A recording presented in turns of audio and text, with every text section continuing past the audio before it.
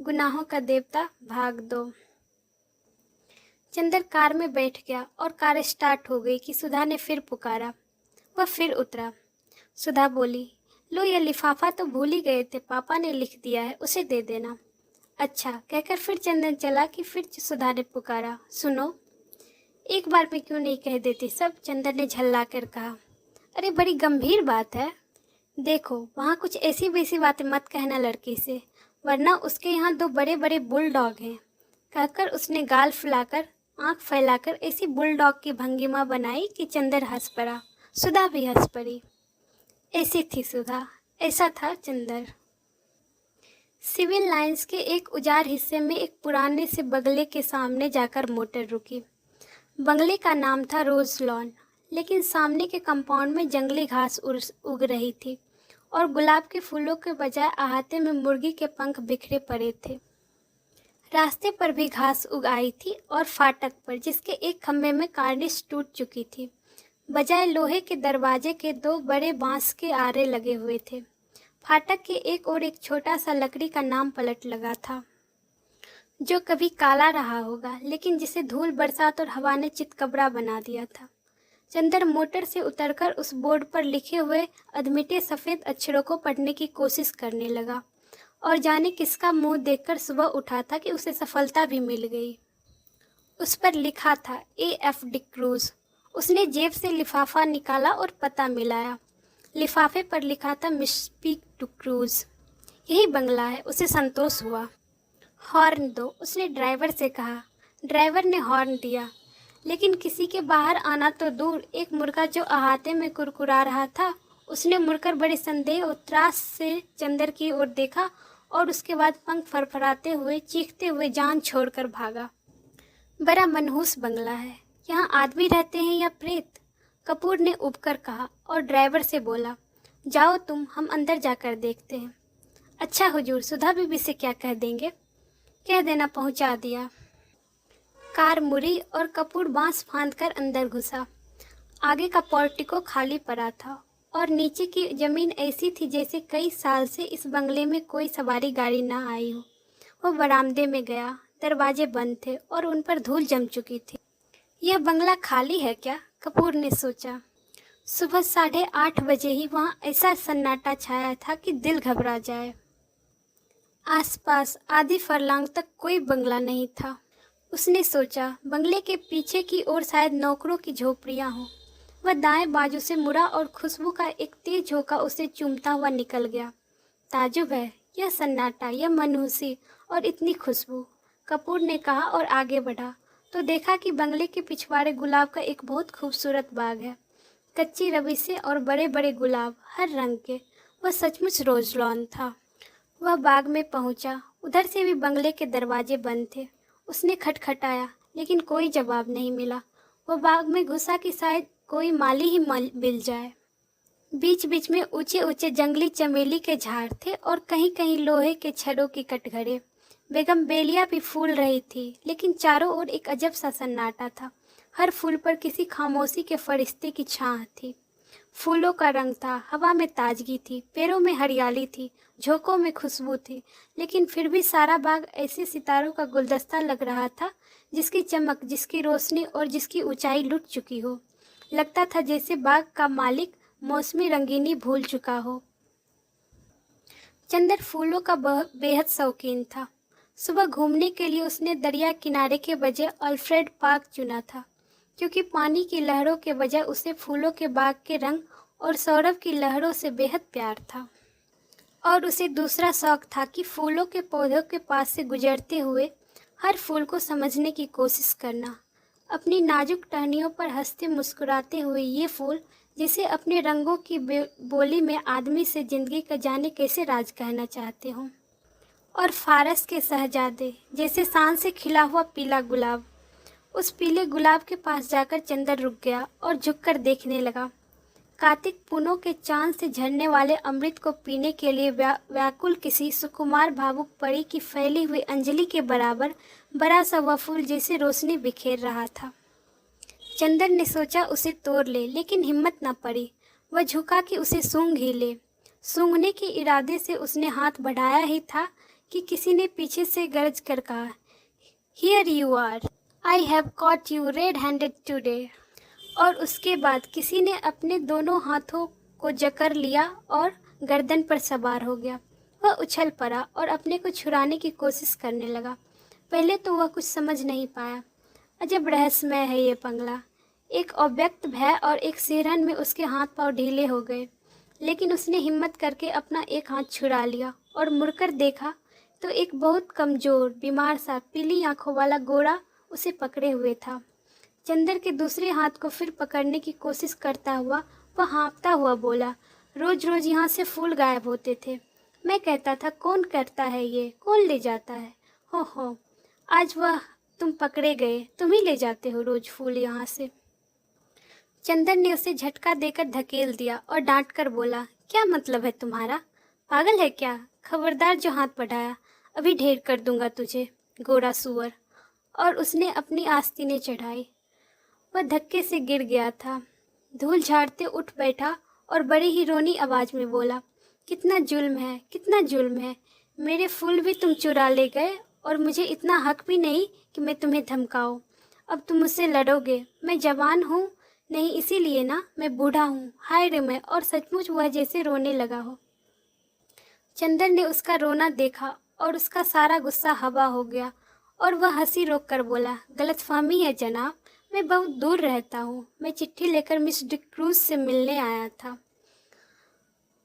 उसका रोना नहीं रुका।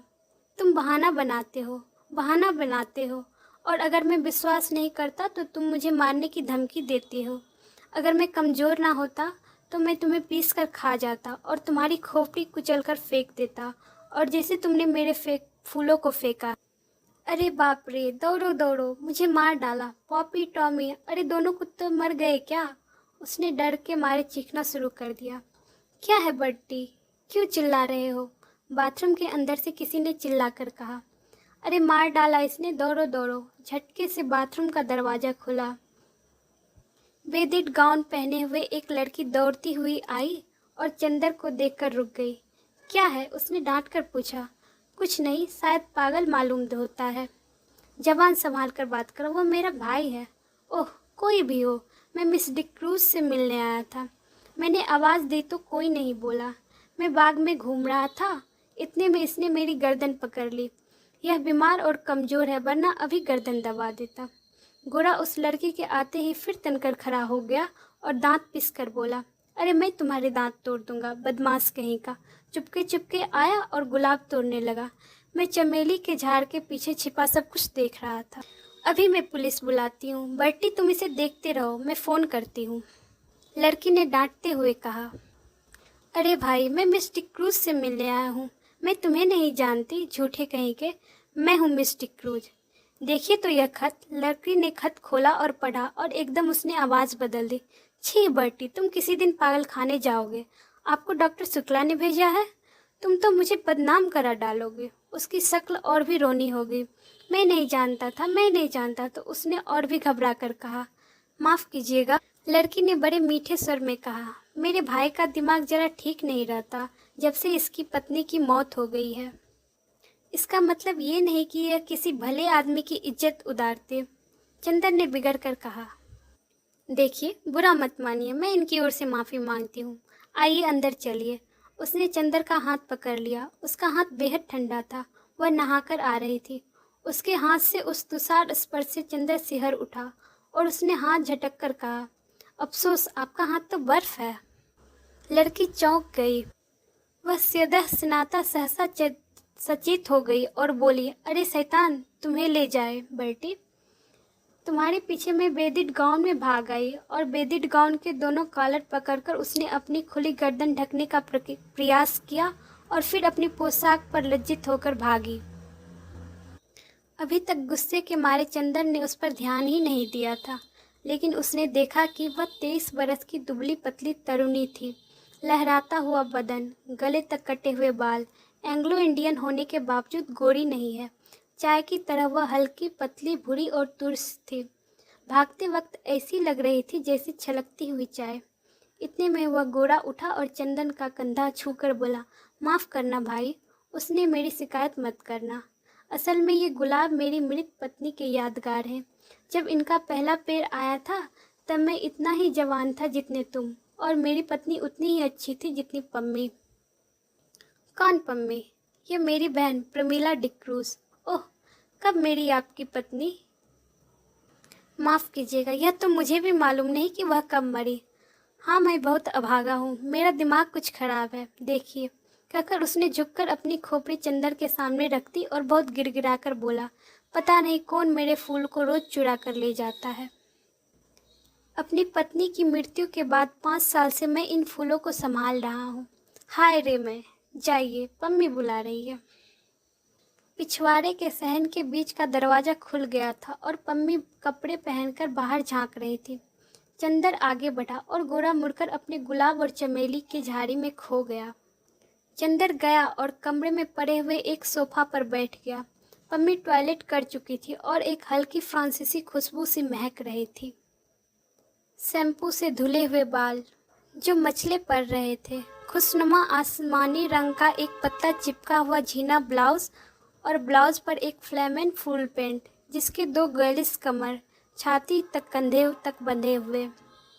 होठों पर एक हल्की लिपस्टिक की झलक मात्र थी और गले तक बहुत हल्का पाउडर जो बहुत नज़दीक से ही मालूम होता था। लंबे नाखूनों पर हल्की गुलाबी पेंट। वह आई, निसंकोच भाव से उसी सोफे पर कपूर के बगल में बैठ गई और बड़ी मुलायम आवाज़ में बोली, मुझे बड़ा दुख है मिस्टर कपूर, आपको बहुत तवालत उठानी पड़ी। चोट तो नहीं आई? नहीं नहीं, कोई बात नहीं। कपूर का सारा गुस्सा हवा हो गया। कोई भी लड़की निसंकोच भाव से इतनी अपनियत से सहानुभूति दिखाए और माफ़ी मांगे तो उसके सामने कौन पानी पानी नहीं हो जाएगा, और फिर वह भी तब जबकि उसके होठों पर ना केवल बोली अच्छी लगती हो वरना लिपस्टिक भी उतनी ही प्यारी लग रही हो। लेकिन चंदर की एक आदत थी, और चाहे कुछ ना हो कम से कम वह यह अच्छी तरह से जानता था कि नारी जाति से व्यवहार करते समय कहाँ पर कितनी ढील देनी चाहिए, कितना कसना चाहिए, कब सहानुभूति से उसे झुकाया जा सकता है और कब अकड़ कर। इस वक्त वह यह जानता था कि इस लड़की से वह जितनी चाहे सहानुभूति ले सकता है अपने अपमान के हट जाने के तौर पर। इसलिए कपूर साहब बोले, लेकिन मिस डिक्रूज, आपके भाई बीमार होने के बावजूद बहुत मजबूत हैं। उफ, गर्दन पर अभी जैसे जलन हो रही है। ओहो, मैं सचमुच बहुत शर्मिंदा हूँ। देखो, और कॉलर हटाकर उसने गर्दन पर अपनी बर्फीली उंगलियाँ रख दी। लाइए लोशन मल दूँ मैं? धन्यवाद धन्यवाद, इतना कष्ट न कीजिए, आपकी उंगलियाँ गंदी हो जाएंगी, कपूर ने बड़ी शालीनता से कहा। पम्मी के होठों पर एक हल्की सी मुस्कुराहट आई, आंखों में हल्की सी लाज और वक्ष में हल्का सा कंपन दौड़ गया। यह बात कपूर ने चाहे शरारत में ही कहा हो, लेकिन कहा इतने शांत और संयत स्वरों में कि पम्मी कुछ प्रतिवाद भी न कर सकी। और फिर 6 से 60 वर्ष तक की कौन सी ऐसी स्त्री है जिसे अपने रूप की प्रशंसा सुन के शर्म ना आए। अच्छा लाइए, वह स्पीच कहाँ है जो मुझे टाइप करनी है? उसने विषय बदलते हुए कहा। यह लीजिए, कपूर ने दे दी। ये तो सचमुच से 3 से 4 घंटे का काम है। और पम्मी स्पीच को उलट पुलट कर देखने लगी। माफ़ कीजिएगा अगर मैं कुछ व्यक्तिगत सवाल पूछूं। क्या आप टाइपिस्ट हैं? कपूर ने बहुत शिष्टता से पूछा। जी नहीं, पम्मी ने उन्हीं कागज़ों पर नज़र गड़ाते हुए कहा। मैंने कभी टाइपिंग और शॉर्ट हैंड सीखी थी, और तब मैं सीनियर कॉम्ब्रिज पास करके यूनिवर्सिटी गई थी। यूनिवर्सिटी मुझे छोड़नी पड़ी क्योंकि मैंने अपनी शादी कर ली। अच्छा, आपके पति कहाँ हैं? रावलपिंडी में आर्मी है। लेकिन फिर आप डिक्रूज क्यों लिखती और फिर मिस? क्योंकि हम लोग अलग हो गए हैं। और स्पीच के कागज़ को फिर वह तरह की तरह नज़र करते हुए बोली, मिस्टर कपूर, आप अविवाहित हैं? जी हाँ। और विवाह करने का कोई इरादा तो नहीं है? नहीं। बहुत अच्छे, तब तो हम लोगों में निभ जाएगी। मैं शादी से बहुत नफरत करती हूँ। शादी अपने को दिया जाने वाला सबसे बड़ा धोखा है। देखिए, ये मेरे भाई हैं ना, कैसे पीले और बीमार से हैं। यह पहले तंदुरुस्त और टेनिस में प्रांत के अच्छे खिलाड़ियों में से एक थे। इनकी एक बीवी भी थी, बहुत अच्छी। उसी के याद में इन्होंने यह गुलाब का लॉन बनाया है। लेकिन उसने बर्टी को धोखा देके किसी और के साथ चली गई। उन दोनों की एक बच्ची भी थी जिसे बर्टी अपना बच्चा समझता था। बच्ची को जन्म देते समय उसकी पत्नी की मौत हो गई और एक दिन जब वो बच्ची बगीचे में खेल रही थी तो किसी सांप ने उसे काट लिया था, तो उसकी भी मौत हो गई। उसके बाद से बंटी कुछ पागल सा हो गया है। खैर जाने दीजिए, आइए अपना काम शुरू करें। चलिए अंदर के स्टडी रूम में चले। चलिए, चंदर बोला और पम्मी के पीछे पीछे चल दिया। मकान बहुत बड़ा था और पुराने अंग्रेजों के ढंग पर ढला हुआ था। बाहर से जितना पुराना और गंदा नजर आता था, अंदर से उतना ही शालीन और सुथरा भी था। 2 कमरों को पार करके वे लोग स्टडी रूम में पहुंचे। बड़ा सा कमरा जिसमें चारों तरफ अलमारियों में किताबें ही सजी हुई थी बस, और चारों कोनों में एक एक अलमारी। एक अलमारी के नीचे खाने में टाइपराइटर रखा था। पम्मी ने बिजली जला दी और टाइपराइटर खोलकर साफ करने लगी। चंदर घूमकर किताबों की ओर देखने लगा। एक कोने में उसे कुछ मराठी की किताबें रखी मिली। उसे बड़ा ताज्जुब हुआ। अच्छा पम्मी? ओह माफ़ कीजिएगा मिस डिक्रूज। नहीं, आप मुझे पम्मी पुकार सकते हैं, मुझे यही नाम अच्छा लगता है। हाँ, तो क्या पूछ रहे थे आप? क्या आप मराठी भी जानती हैं? नहीं, मैं तो नहीं, मेरे नाना जी जानते थे। क्या उन्होंने आपको डॉक्टर शुक्ला ने हमारे बारे में नहीं बताया? नहीं, कपूर ने कहा। अच्छा, ताजुब है, पम्मी बोली। आपने ट्रेनाली डिक्रूज का नाम सुना है ना? हाँ हाँ, डिक्रूज, जिन्होंने कैसमबी की खुदाई करवाई थी। वह तो बहुत बड़े पुरातत्ववेद थे, कपूर ने कहा। हाँ वही, वे मेरे सगे नाना थे और वे अंग्रेज नहीं थे, मराठा थे, और उन्होंने मेरी नानी से शादी की थी जो एक कश्मीरी ईसाई महिला थी। यह मेरे नाना की ही मकान है और अब हम लोगों को मिल गई है। डॉक्टर शुक्ला के दोस्त मिस्टर श्रीवास्तव बैरिस्टर हैं ना, वे हमारे खानदान के अटर्नी थे। उन्होंने और डॉक्टर शुक्ला ने यह जायदाद हमें दिलवाई। लीजिए, मशीन तो ठीक हो गई। उसने टाइपराइटर में कार्बन और कागज लगाकर कहा, लाइए निबंध। उसके बाद घंटे भर तक टाइपराइटर रुका नहीं। कपूर ने देखा कि यह लड़की जो व्यवहार में इतनी सरल और स्पष्ट है, फैशन में इतनी नाजुक और शौकीन है, काम में उतनी ही मेहनती और तेज भी है। उंगलियां मशीन की तरह चल रही थी और तेज इतनी कि 1 घंटे में लगभग उसने आधी पांडुलिपि टाइप कर डाली थी। ठीक 1 घंटे के बाद उसने टाइपराइटर बंद किया। बगल में बैठे हुए कपूर की ओर झुककर कहा, अब थोड़ी देर आराम कर ले। और अपनी उंगलियां चटकाने के बाद वह कुर्सी खिसकाकर उठी और एक भरपूर अंगड़ाई ली। उसका अंग अंग धनुष की तरह झुक गया। उसके बाद कपूर के कंधे पर बेतकल्लुफ़ से हाथ रखकर बोली, क्या एक प्याला चाय मंगवाया जाए? मैं तो पी चुका हूँ, लेकिन मुझसे तो काम होने से रहा बिना चाय के। पम्मी एक अल्हड़ बच्ची की तरह बोली और अंदर चली गई। कपूर ने टाइप किए हुए कागज उठाए और कलम निकालकर उनकी गलतियां सुधारने लगा। चाय पीकर थोड़ी देर में पम्मी वापस आई और बैठ गई। उसने एक सिगरेट लेकर कपूर से कहा, यह लीजिए। धन्यवाद, मैं एक सिगरेट नहीं पीता। अच्छा, ताजुब है, आपकी इजाज़त हो तो मैं सिगरेट पी लूँ? क्या आप सिगरेट पीती हैं? छी, पता नहीं क्यों औरतों का सिगरेट पीना मुझे बहुत ही नापसंद है। मेरी तो मजबूरी है मिस्टर कपूर, मैं यहाँ से समाज से मिलती जुलती नहीं। अपने विवाह और अपने तलाक के बाद मुझे एंग्लो इंडियन समाज से नफरत सी हो गई है। मैं अपने दिल से हिंदुस्तानी हूँ, लेकिन हिंदुस्तानियों से घुलना मिलना मेरे लिए संभव नहीं। घर में अकेले रहती हूँ।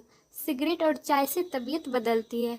किताबों का भी मुझे कोई शौक़ नहीं, इसलिए मैंने अपने को कमरे में बंद कर लिया। अब आप ही हैं। आज पहली बार मैंने आपको देखा। मैं समझी ही नहीं कि आपसे कितना दुराव रखना चाहिए। अगर आप भले मानस ना हो तो आप इसका गलत मतलब भी निकाल सकते हैं। अगर यही बात हो तो कपूर हंसकर बोला, संभव है कि मैं भले मानस बनने के बजाय गलत मतलब निकालना ज़्यादा पसंद करूँगा। तो संभव है मैं मजबूर होकर आपसे भी ना मिलूँ। पम्मी गंभीरता से बोली, नहीं मिस डिक्रूज, नहीं, आप पम्मी ही कहिए, डिक्रूज नहीं। पम्मी ही सही, आप गलत ना समझे, मैं मजाक कर रहा था, कपूर बोला। उसने इतनी देर में समझ लिया था कि यह साधारण कोई ईसाई छोरी नहीं है। इतनी देर में बर्टी वहाँ आ गया। उसने बड़ी करुण स्वर में पम्मी से बोला, पम्मी तुम नाराज हो? मैंने जानबूझकर तुम्हारे मित्र का अपमान नहीं किया था। अरे नहीं, पम्मी ने उठकर बर्टी का माथा सहलाते हुए कहा, मैं तो भूल भी गई और कपूर भी भूल गए हैं, अब तुम भी भूल जाओ। अच्छा धन्यवाद। पम्मी अपना हाथ इधर लाओ। और वह पम्मी के हाथ पर सिर रखकर पड़ा रहा और बोला, मैं कितना अभागा हूँ, कितना अभागा। अच्छा पम्मी, कल रात को तुमने सुना था वह आई थी और पूछ रही थी कि बर्टी तुम्हारी तबीयत ठीक है ना। मैंने झट से अपनी आंखें बंद कर ली कि कहीं वह मेरी आंखों का पीलापन ना देख ले। मैंने कहा तबीयत ठीक है अब। तो वह जाने लगी और चली भी गई। तुमने सुना था ना पम्मी? कपूर स्तब्ध था, उन लोगों की ओर देख रहा था। पम्मी ने कपूर को आंखों का इशारा करते हुए कहा, हाँ हमसे मिली थी वह, लेकिन बर्टी वह सार्टिस के साथ नहीं गई थी। हाँ, तब बर्टी की आंखें चमक उठी और उसने उल्लास भरे स्वर में पूछा। वह बोली, बर्टी के ये गुलाब सार्टिस से ज़्यादा प्यारे हैं। पम्मी बोली, अच्छा। मुस्कुराहट से बर्टी का चेहरा खिल उठा, उसकी पीली पीली आंखें और धंस गई और दांत बाहर झलकने लगे। क्या कहा उसने? फिर तो कहा ही होगा कुछ न कुछ। उसने कहा ये गुलाब सार्टिस से भी ज़्यादा प्यारे हैं। फिर इन्हीं गुलाबों में नाचती रही और सुबह होते ही इन्हीं गुलाबों में छिप गई। तुम्हें सुबह किसी फूल में तो नहीं मिली ना? ओह, बर्टी ने भोले से स्वर में कहा, मुझे तो वह किसी फूल में भी नहीं मिली। फिर बर्टी ने कपूर से पूछा, क्या वह तुम्हें किसी फूल में दिखी थी? चंदर चौंक उठा। पम्मी और बर्टी की इन बातों पर उसका मन बेहद भर आया था। बर्टी की मुस्कुराहट पर उसकी नसें थरथरा रही थी। नहीं, मैंने तो नहीं देखा, चंदर ने कहा। बर्टी ने मायूसी से सिर झुका लिया और आंखें बंद कर ली और कराहती हुई आवाज में बोला, जिस फूल में वह छिप गई थी उसी फूल को किसी ने चुरा लिया होगा। फिर सहसा वह तनकर खड़ा हो गया और पुचकारते हुए बोला, जाने कौन ये फूल चुराता है। अगर मुझे एक बार मिल जाए तो मैं उसका खून पी लूं। उसने हाथों की उंगली को काटते हुए कहा और उठकर लड़खड़ाता हुआ बाहर चला गया। वातावरण इतना भारी हो गया था कि फिर पम्मी और कपूर ने कोई बातें नहीं की। पम्मी ने चुपचाप टाइप करना शुरू किया और कपूर चुपचाप बर्टी की बातें सोचता रहा।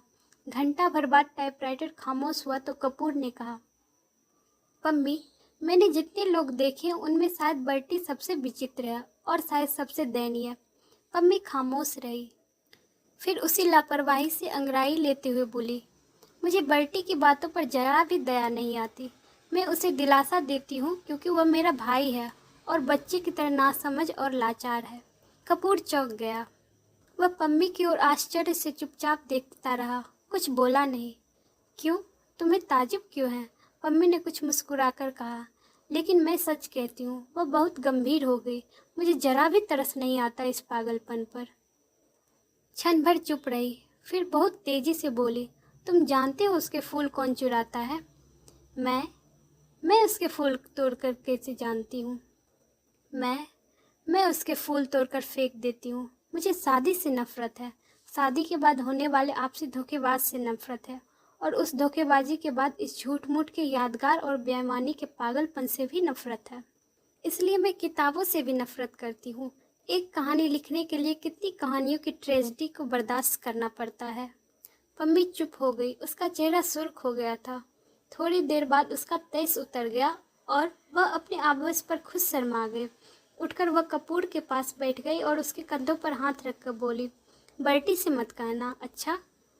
कपूर ने सिर हिलाकर स्वीकृति दी और कागज समेटकर खड़ा हुआ।